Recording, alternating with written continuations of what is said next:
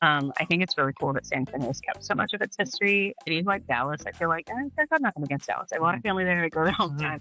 But I feel like they've demolished everything before 1950. There's some historical buildings, but I feel like San Antonio has kept a lot of our history. Not all, because of course, like some people's history gets preserved over other people's history. And we're trying to change that with our new kind of preservation policies and ideas. A lot of our work in the planning department is, or at least in our planning program, is looking at homes on the west side of San Antonio and how to maintain them. Welcome back to Cities in Motion. I'm Jacob. This is the podcast for anyone who wants cities built for people. Each week, we dig into the systems, design, and culture that shape urban life and explore how smarter transportation, better planning, and thoughtful policy can make our communities more livable. Today's guest is Serpas. She is an assistant professor of instruction and graduate advisor for both the Master of Science in Urban and Regional Planning and the Urban and Regional Planning Certificate programs at the University of Texas at San Antonio, part of the Lease College of Engineering and Integrated Design, School of Architecture and Planning. I actually got to visit their planning school in San Antonio, and it stuck with me. A program genuinely embedded in a city with a lot going on. Sarah advises graduate students through the full arc of that experience, from first semester to thesis and beyond. We're going to dig into many different topics, and I think you'll come away with a richer picture of what planning looks like from the inside. Please welcome Sarah to Cities in Motion. All right. Welcome to our planning program. Cool. My name is Sarah Serpas. I am a assistant professor of instruction at UTSA. We're now calling it UT San Antonio's Master of Urban and Regional Planning program. We are accredited by the Planning Accreditation Board, which means that we are a outstanding planning program, and it also means that you can become a certified planner faculty. We can talk about that if anyone's really interested in that. And I have been teaching in the program since 2021, on and off, but just got hired full time in September, and I'm really excited to be a part of it. It's been great working with students more closely. I'm teaching 4 classes this semester, which is quite a bit, but we're getting through it. It's gonna work out. Very cool. What classes? I'm teaching a history and theory of urban planning workshop, which is our kind of hands-on planning class. It's kind of like a pseudo studio. In my own planning master's degree, we had hands-on studio experiences. So this class is kind of doing that. And we're working with the city of Eagle Pass on their comprehensive plan, which I'm really excited about. And then in one of the classes, I'm teaching urban planning and public health. So kind of the connection between the two, because they have kind of a shared history. And GIS for urban studies. So how to use mapping software and make cool maps. Discover things about cities. I just talked to John Zimmerman, who is a public health professional. Yeah, and we talk on and on and on about public health and city design, urbanism, and there's just a ton of really great connections. Definitely. Kind of the original connection is before we kind of knew how germs work. We didn't have germ theory. We had this idea, it was called like the miasma theory, where you just believed that the air was bad. And that's why people were trying to create buildings with more light and air initially. Is that sort of the Renaissance? No, the plague doctor.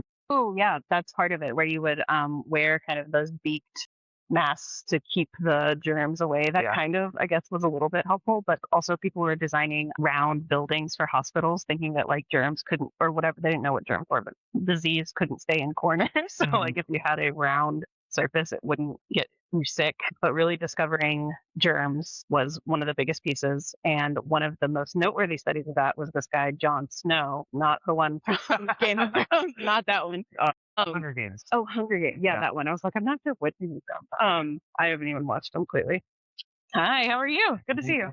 It's one of our students. So Jon Snow was a researcher guy in London, and he discovered that with kind of like an early form of data visualization, he mapped out where people were getting sick, and all these people in this one neighborhood had cholera, and they were trying to figure out where is it coming from. Is it like the air? Is it what's happening? And eventually he, using maps, figured out it was a water pump that was contaminated, and that was making people sick. So it's kind of our earliest form of GIS decision making, basically, with maps. And I think it's definitely a really cool tie to public health. All right. Yeah, we like talking about that one. You want to go on a tour? Yeah, let's do it. I feel like I think Jon Snow. You were correct on the Jon Game of Snow. Thrones. Game of Thrones I don't things. even know. I was thinking of President Snow. This is the good. It's also This is good. good stuff.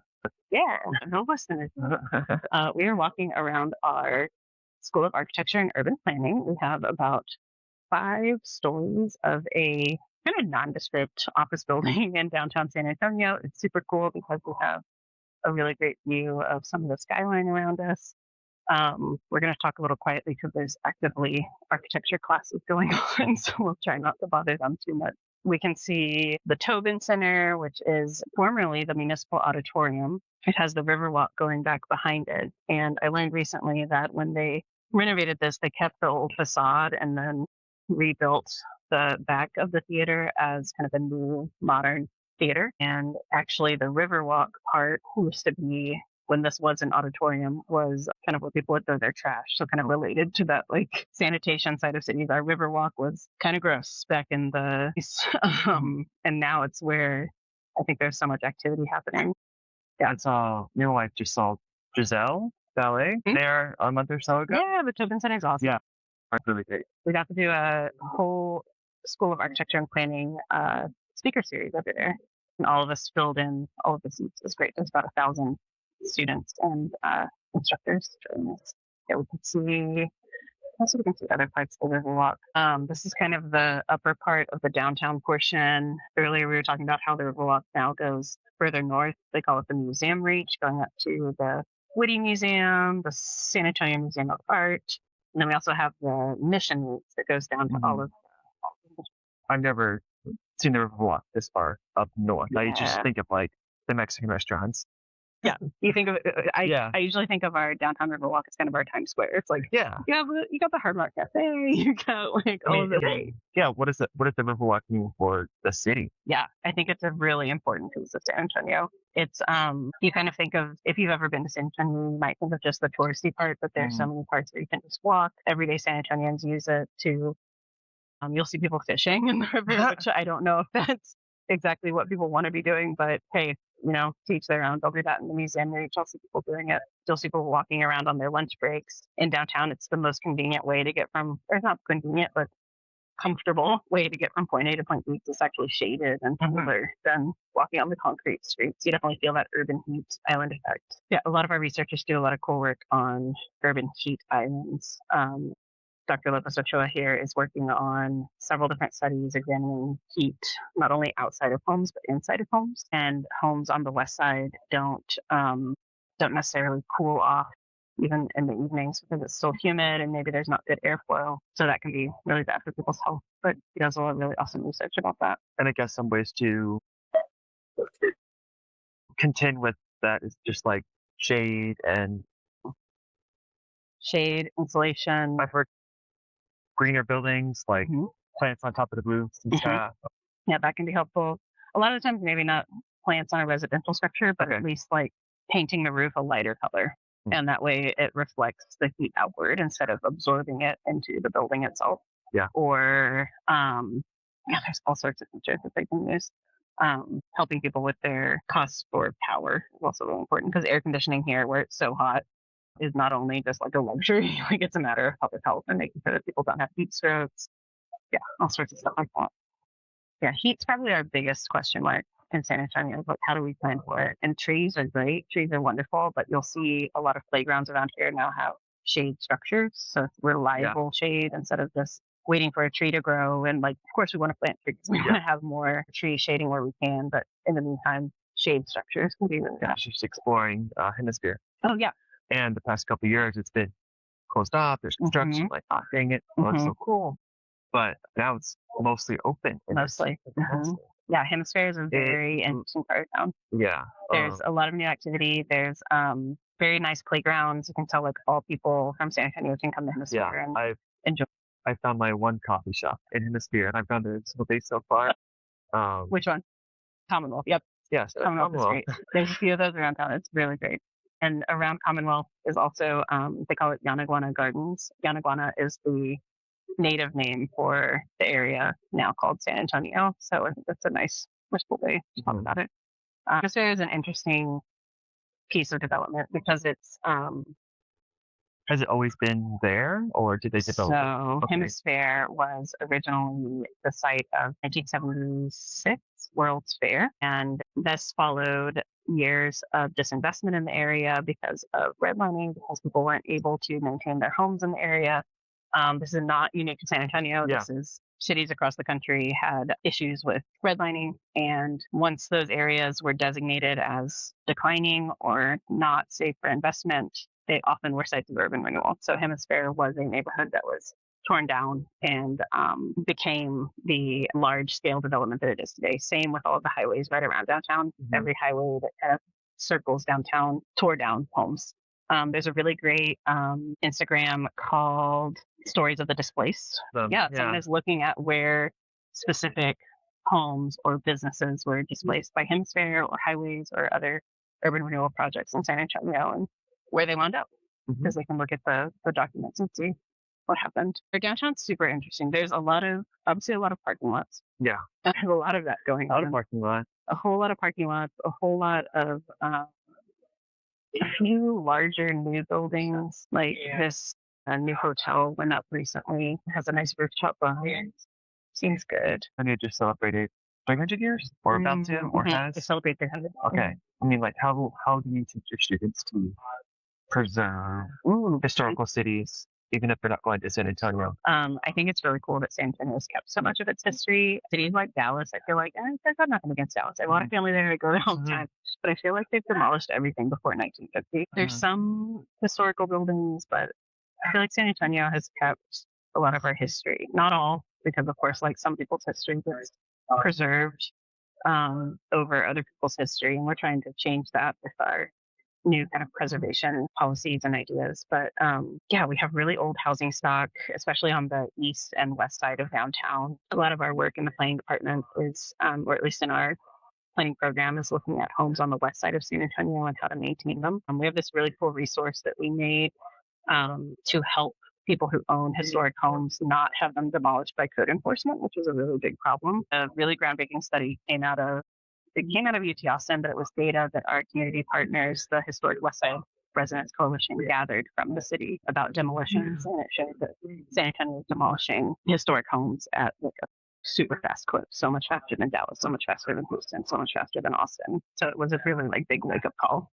So this is our attempt to quantify the housing stock over there and then help people avoid having their homes demolished because of code enforcement violations. We can get this to you as a PDF. You can Okay, great. look at it. You can also give you this handout. But our students have been doing a study classifying the different conditions of homes. So how are the walls? How's the roof? How's everything? So we created this really cool pulled out poster / brochure all about the area, the homes there. I modeled it after, there's this place in New York called the Center for Urban Pedagogy where I was an intern, and they do a lot of these type of like explainer pieces, like policy matters, and making them into a more engaging format. I love that we have so much of our like research on the walls too. Here's some of that heat exposure. Now, I was talking to somebody from Houston who's running for city council, and talks about like the Houston arrow. Are you familiar with that? No. Okay, let me see if I can explain it. So any sort of statistic that you look at, it's like heat island effect or walkability or shade or it's like It's kind of the same it's shape. making an arrow. And I'm wondering if there's anything like that. So in San Antonio, a lot of times the dividing line is Highway 90. Okay. So if you're looking like at a map of life expectancy of Highway 90, live a lot longer. Below Highway 90, people live a lot shorter lives. So a lot of those statistics kind of follow along that highway, which kind of halves Bexar County. So downtown's kind of here, and then Highway 90 kind of cuts us in half. So our north side is typically wealthier, whiter, more affluent, has more kind of resources, where the south side and the east side and the west side get less of those resources. The east side is our historically Black portion of San Antonio, and that's maybe our fastest gentrifying area. And the west side is the historically Latino, particularly lower income Latino. That place has been trying to not gentrify. We've been very fortunate to work with some of our community partners. There's one called, it's kind of an agglomeration of three of them, called the Coalition for Dignified Housing. And they kind of guide a lot of the push against that. And they're super economically segregated. racially we're pretty segregated, but economically you really see those divides. It's very stark in San Antonio. And that's kind of like the east side, south side, all kind of in the inner. No, it sounds like you're talking about Austin too. Yeah. Like if you look at our test scores, very familiar with the test scores. West side, great. East side, not as great. One of the most interesting things I've found living in San Antonio is that we have, I believe, 19 school districts that cross the city boundary. So in most places, a school district is like coterminous, the same boundary as a city. Not here. It's very, you can tell it's very political. Like divided. Northeast ISD, Northwest, or there are those. They Okay. also take up portions of San Antonio. okay. So like those, basically our development of the city itself, the city boundary is kind of this like squiggly geography. And then you have these little cutouts. I call it like the Swiss cheese. So you have like Alamo Heights, you have Olmos Park, you have Leon Valley, Castle Hills, you have Kirby and other smaller municipalities that are kind of surrounded by San Antonio. And some of them have their own school district, like Alamo Heights and Olmos Park have their own Alamo Heights school district, and that's our wealthiest area. But portions of the city of San Antonio are also within the Alamo Heights school district. So of course, the houses within that school district tend to be worth a lot more. A lot of times school districts consolidate. Back when segregation was happening, or it still happens today, but back when active by law segregation was happening, a lot of municipalities and school areas incorporated to kind of avoid having those lower value, lower income properties in their schools. So comparatively, they can have lower tax rates than other districts that have lower value properties. So they're kind of conglomerating all of the high value property in the area, which kind of feeds itself in the kind of figure. So that's one piece of it. And then another piece of it is we have lower performing school districts like Edgewood, I would see. Yeah. That also really want to maintain kind of their home control. They want to be able to be a school district that want to be incorporated with other districts. And that's portions of San Antonio, and I think it's a small portions of it. But it's a weird dynamic. You can tell it shapes housing prices, it shapes also. I read this really interesting book last April called Boomtown by Sam Anderson. And it's really interesting, like all of how much like OKC started as like this little square, but then it started annexing and exploding and getting more land. Like what's the annexing or de-annexing process? How big did San Antonio start? So San Antonio started out very small, 16 when over time they annexed other land. Over time, these smaller kind of suburban areas either incorporated as their own municipality, like Alamo Heights, where they became incorporated within the city of San Antonio until I can't remember the year, but basically annexation here could happen kind of at will if the city of San Antonio decided that a new suburban development was kind of would be more valuable within the city, like giving them city services and things like that. They would choose to annex that area, but when the state law passed for any annexation has to go through a full vote of the people being annexed. So that's happening a lot less. If you're enjoying the show, leave a rating or a like. It's a small gesture that goes a long way in helping other urbanists find the show. Let's see if these architects are done. They might be. Their studios are so intense. So there's 6 credits. Where like our usual classes are about 3, and they meet 3 times a week, and they're either here 8 to 12 or 1 to 5, 3 times a week. Just like completely in their zone. Here you can see some of these highways zooming around the big interchanges. There's always different wrecks happening. There's one called the Silver Curve or something, and it's basically where like highways trucks always basically fall off of the ramp over there. I know, it's brutal. I saw a car on fire from this window one day. They took care of it very quickly. What's the history of these highways? Yeah. So most of our highways around downtown, pretty much all of them, were built in the decades of urban renewal, so the 50s, pretty early 60s, where certain areas were designated for what we called back then slum clearance, even though they were initially designated as redlined areas, so like areas where you shouldn't be, where banks believe you shouldn't be investing money.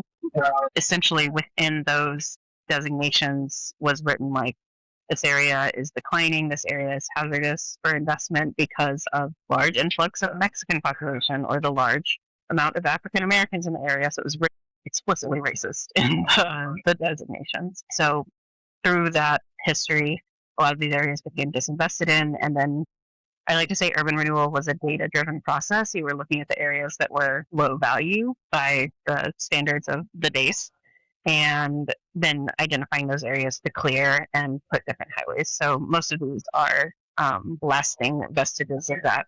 I mean, they're not running through downtown like South City. It's always kind of around it. They are still. Yeah, it's kind of an interesting little like shape. It kind of looks like a hat almost, like that hat that was like the mascot for the Olympics and when it was in Paris. It was like this weird kind of like frumpy looking. It's kind of like what the outline of the highways downtown look like. And then in San Antonio, we're pretty big geographic city, so we have this inner kind of ring of highways around downtown, and then we have our first loop called Loop 410. So all of the neighborhoods within the loop kind of are slightly older neighborhoods, slightly older housing stock, and then we have Loop 1604, which is our kind of Lewis development, and it mostly goes out towards the top of town. There's some cool maps I can show you of like the history of San Antonio, kind of like where we've grown over time. It's mostly to the north. We haven't annexed as much to the south. There is some that's happened.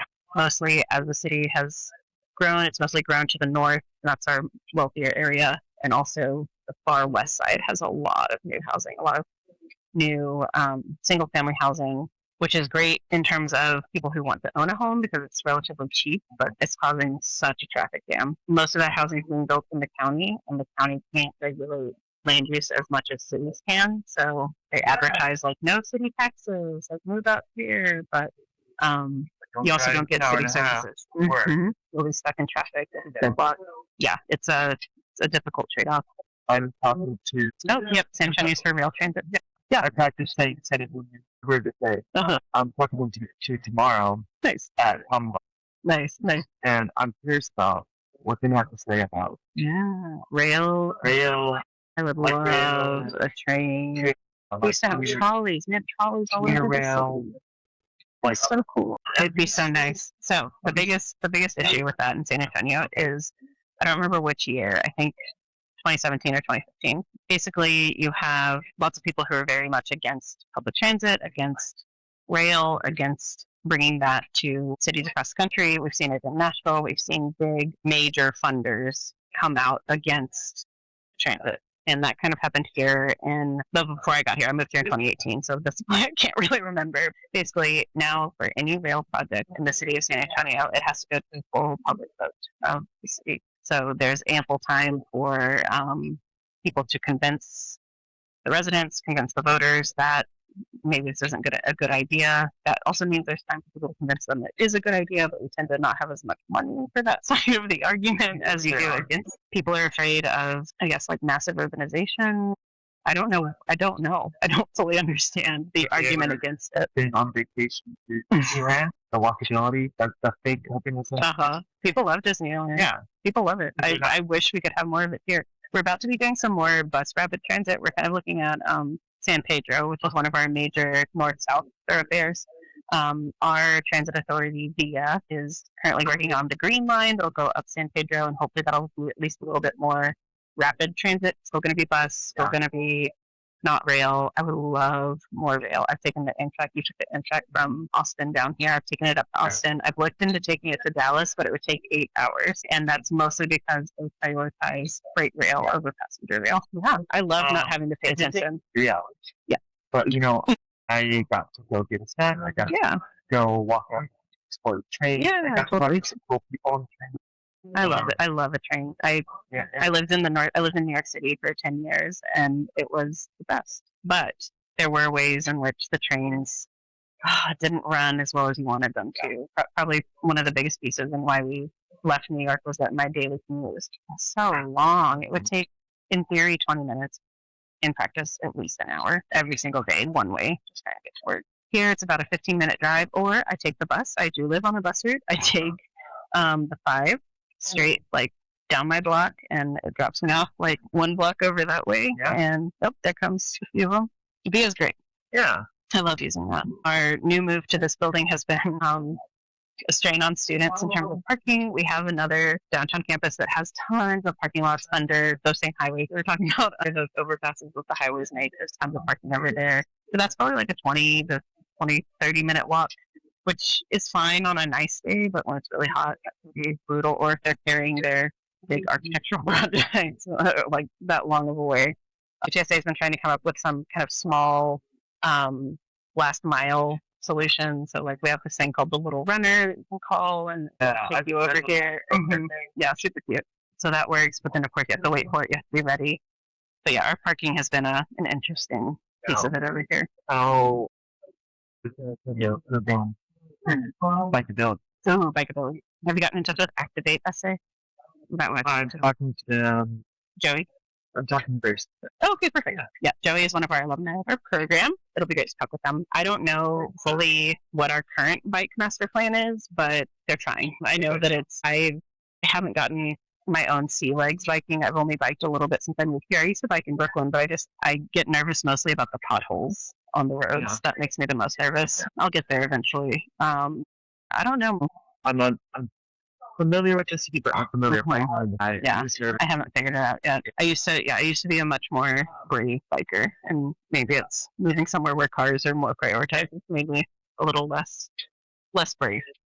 But we have a lot of new activity. We're looking at a lot of parking lots. In one of my classes, the students came up with their own kind of activities for each other to do, and they had us guess the amount of parking lots between here and the highway and like how many square miles it was. And it was basically like 3 football fields or something massive. And it's not that big of a space. Has the study of architecture student changed over the decades? When I think of architecture, I'm going to make that building really nice, up to code. But what you're talking about is more like parking lots and moving people. So this is more urban planning.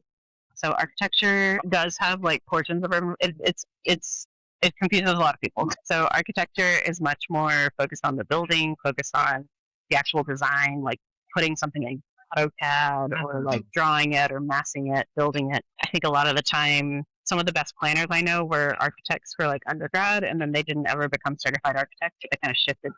They had all these skills, all these abilities to design, this ability to use graphics and things like that, and then kind of shifted their focus from the building and maybe less of the design focus, more of the urban scale. And there's like nuances too between urban design and urban planning, where urban design is more like you're kind of acting as an architect of the city. You're not focused on the building, but you're focused on a block or a set of blocks and trying to think about like the connections between different places. And ultimately you're trying to build something. Ultimately you're trying to design and create something, where I feel like as planners we think a little more abstractly and maybe a bit more about like the experiences of the people who are moving between these areas. And it can all, it all overlaps and it all kind of comes together in transportation. We might have an architect who's laying out like the plan for a road bed, and then maybe an engineer is the one that actually decides it. With the architect? Sometimes, yeah. I've worked with a lot of architects, and that can be really fun because you can. We did this when I worked at the city of San Antonio. We had these great consultants who we had these what they call them, planning charrettes, where we had an area we were working with what we call the planning team, with people who live, their work, their own property around the area, and then we would work with them to think about what to do with a vacant parcel. So we'd have the designers, the architects come, and they would bring all their little library of buildings and show us like, okay, if you put like a 7-story building, here's what this will look like. And you can do it in real time and see like, okay, and people would be like, yeah, I feel like that feels good. Or maybe a little taller, a little shorter, things like that. So yeah, I think the interdisciplinary part of it is really important. I think architects are very specialized, where planners, we tend to be much more broad. I know when I chose to study planning, I felt like I'd finally like figured out what I wanted to do, but there's still so much you can do. So let me rephrase that. Has the study of urban planning changed over? Definitely. I feel like when planning first came about back in the 50s and 60s, it was kind of this idea of the planner as a technocrat, as someone who knows the data, they know the right decision. They're there to share that with you and tell you what's the right answer. In the 60s, we had kind of a revolution of thinking about cities not as just a map that someone can draw a line on and build that highway, but more about the interactions between people, the fact that some people have power and others don't. So learning more about having those discussions and showing those power dynamics and working in the interest of people who maybe don't have power instead of just the people who do have power. So I feel like, at least in my conception of planning, my own planning program that I went to at Pratt was extremely community focused, very much like you're tossed into a studio your first semester where you have a community client and you're trying to solve a problem for them. So my first one was this group called Churches United for Fair Housing in Brooklyn, New York. And they were working with all of these properties that Catholic churches own to figure out how much affordable housing they could build. So like a very hands-on kind of problem to solve. We got to work on other really cool projects with like public housing residents in Coney Island or Hasidic Jewish communities and like the area around them in Williamsburg, Brooklyn. But these are all like kind of place-based studios where maybe we weren't the ones designing. Maybe some of us could design a little bit. Maybe we did have to kind of package our ideas in a way that made sense. But I think that that's kind of what planning is to me, and that's what I try to infuse into my classes, working on that hands-on project that we delivered for the Historic West Side Residents Association, or the work we're doing for Eagle Pass, like actually helping them with a visioning process is what we're doing. We're going to be having community meetings, going out there, talking to people. So it's kind of those softer skills, I think, are really important in planning. Yeah, you got to have your data analysis. You got to have your ability to make maps so you can like understand a place. But then sometimes that data isn't best reflecting the reality once you get out there and talk to people. So I like the combination of the two personally, and I feel like most planners do. Now, what are people's usual background when they come to planning? Yep, either undergraduate or graduate. Yeah, I didn't know what urban planning was when I was an undergrad. I'd always been kind of a sciencey person, so I thought that I wanted to be into science, and I did not like it. What was your degree? So my undergrad degree was in physics. Okay. And then I did a second BA in urban design and architecture studies. And then a minor in French, which was like the most useless thing I could have done. My mom's a Spanish teacher. I live in San Antonio, Texas. I don't know Spanish very well. I'm working on it. Anyway, so that was my undergrad, very eclectic. But when I graduated, it was like I couldn't get a job. People thought, like, are you an engineer? It's like, no, I know these like quantum equations, but I don't know how to like build a building.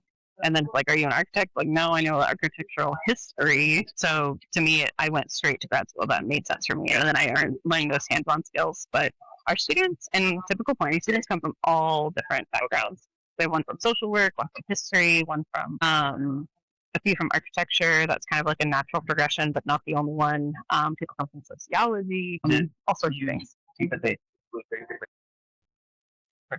And all of those are super welcome in planning. Like, it takes all types of skills, like not just the technical skills. You can learn those, not just the people skills. You can kind of learn those. Yeah, it takes all kinds. And for graduates, we have, I think 100% of our graduates wind up working in planning within a year of graduating. So we're very much like focused on like getting them jobs.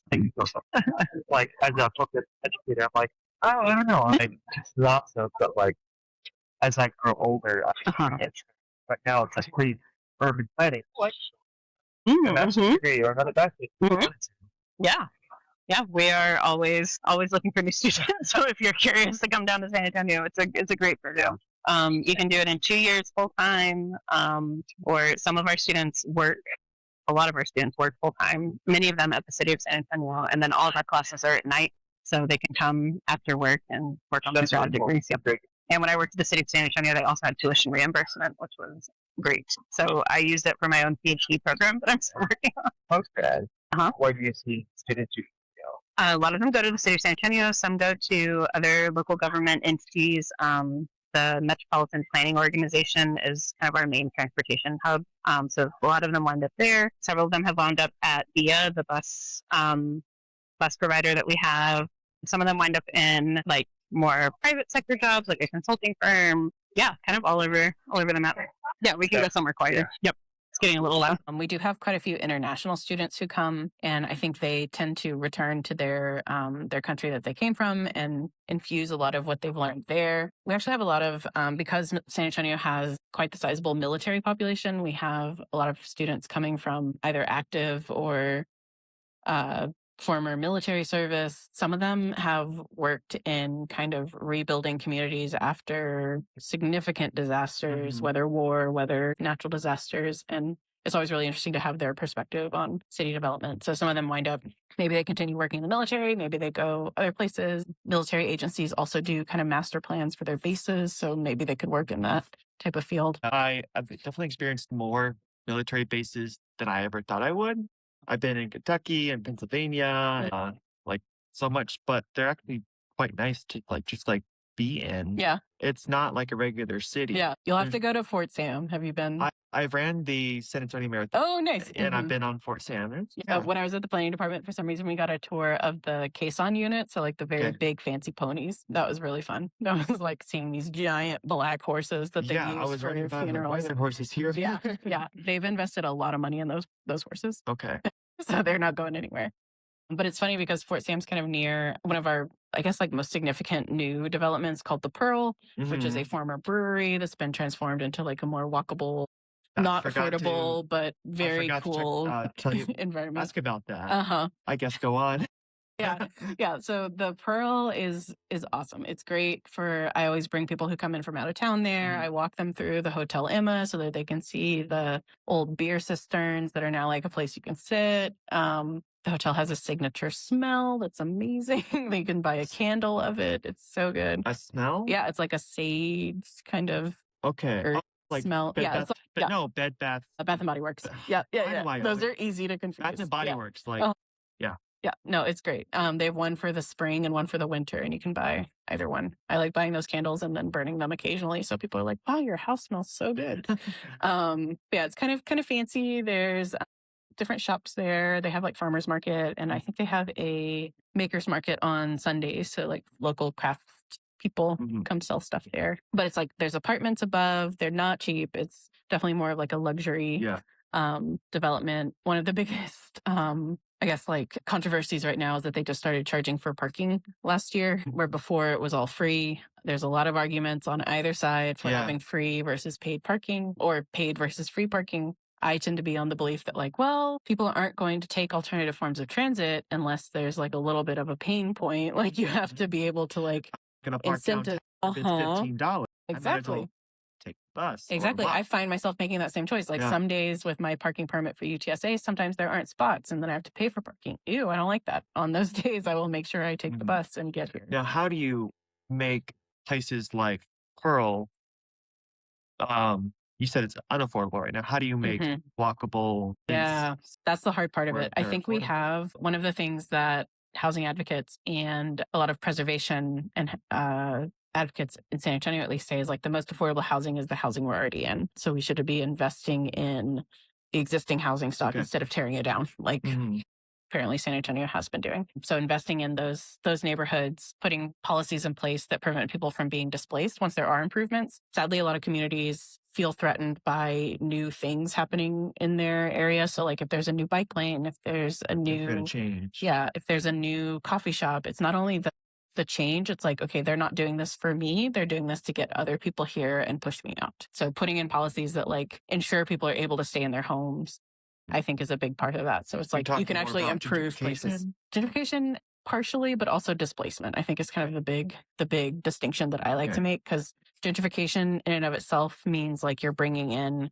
new higher income people and making new businesses, new activities in an area, where the displacement is you're removing the people that were there. So can you improve a place without necessarily forcing people out? I think yes, but you have to have the right policies in place, and they have to want the area to have new improvements. Like everyone deserves good parks, everyone deserves good schools, good everything, but maybe they don't want a coffee shop, maybe they don't want a bike lane. I think giving them the option to talk about it, I think is important. But maybe there's as planners, I think that's where that big shift came from, like planners know everything to planners work with communities to try to answer their real needs, not just what they think they need from an outsider's perspective. To make it a teaching metaphor, like I can't just teach the way from this textbook to every student. Every student is different, just like every city or community is different. And you'll hear, so like in some areas, it's like, okay, it would be really great to put this bike lane. Maybe they feel worried about it, but you can have those conversations. Mhm. And then in other areas, you have people concerned about new housing density, apartments, bus. Mhm. You'll see a lot of places are very against bus stops because they think it will bring other types of people I to was their just neighborhood. talking to a colleague about she lived in Round Rock, Uh-huh. and that exact same thing got brought up in city council. Yep. It's a very common thing. There's there's kind of these buzzwords that you can listen for: neighborhood character, um, property values. That's a big one. Like, people don't want apartments because they're afraid it will raise their property values or lower their property values. And that's kind of like the thing that people complain about. There's ways to get around it. My favorite way of talking to people who might be resistant to new housing, new apartment buildings, or affordable housing is like, okay, so like, you have a kid, your kid goes to college. Don't you want them to be able to like live near you, but maybe not at home? Maybe they can afford an apartment Yeah. a few streets away that, like, wouldn't you like to have more accessible apartments around? Like, kind of like playing to people's lived experience. I am very subtly cognizant of school drop-off lines, school pickup lines. I'm like, I don't want to do that. Oh yeah, you're about So, to I'm gonna embark be- on that in a few years. I really want to Yeah. be aware of like where I'm. Can you walk to a school? Yeah. Can you walk your kid to their school or have them bike or Mhm. something? Yeah, so you don't have to be in that drop-off line. It's pretty Mhm. brutal. Another interesting thing that San Antonio is doing is we're closing a lot of public schools right now. So there's a big conversation about what to do with those spaces, what to do with those schools. So like in SAISD, the kind of central school district here, which doesn't cover the whole city, but covers kind of the inner part of it, there's a slowing of population growth because people are buying homes or having kids in other school districts where those districts have like issues with overcrowding and like needing to build new facilities. So Mhm. it's like, if we could just like think about this more holistically, how could we solve these issues that are happening? I'm not an expert in it, but definitely a big conversation. So school districts get their funding from Property values, property taxes. and the students in the seats. Yep. Like Yep. when we Yep. take Yep. attendance every single day, Yep. that's our money. Yep. So if we keep losing kids to either they're moving or they're going to a charter school or a private school or stuff like that, that's not helping that public school Yep. itself. That's money out of that school. And that's taking investment out of that community, Mhm. and it's not going to encourage development and all that. No. And yeah, it's a really interesting dynamic. There's a lot in of schools. correlations. Yeah. Gosh, over the past 150 for a long time. Schools are probably our biggest public service that is given to areas, and they just differ so widely. And so do city services, and so do like other public goods, public things, public life. Are also different in different places. I usually ask this to my guests. What are some books that you have read recently that you encourage other people to pick up and read?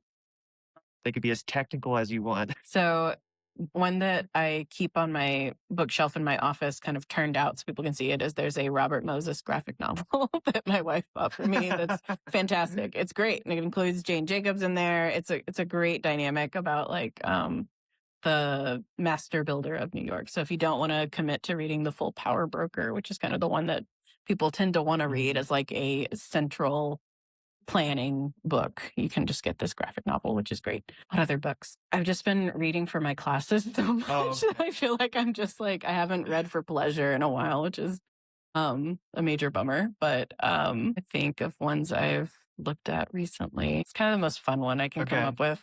Yeah, it's a good one. Or The Works by Kate Asher is it's a very fun visual representation of all the different activities that happen in a city. Railroad hump yards where you're sorting out the train cars according to like where they're going next or other things like that. It's a good one. I'm thinking of books with pictures currently. That's all that's coming to my mind. If there was like an urban planning pop-up book. Great. Perfect. I would love that. That'd be awesome. Yeah, I feel like I've spent my life in PDFs lately. So thinking about books is like, I want those colorful, fun ones. Well, where can people find the UTSA Urban Planning Department online? Yes, you can search for us. UT San Antonio Urban and Regional Planning. I'm trying to think. I'm gonna fly my phone so I can figure out how to do that again. On our Instagram, you can find us. We just got it set up, and I tend to be the one behind it. It is at UTSA_urban planning. You can find us there. And we're also on LinkedIn with UT San Antonio Urban and Regional Planning. And if you're interested in coming to our planning program, we can send you some resources. We're always looking for new students. And I think it's a fantastic city to learn about urban planning. Yeah. Okay. Well, thank you so much Yeah, for of taking the course. time. Thank you for having me.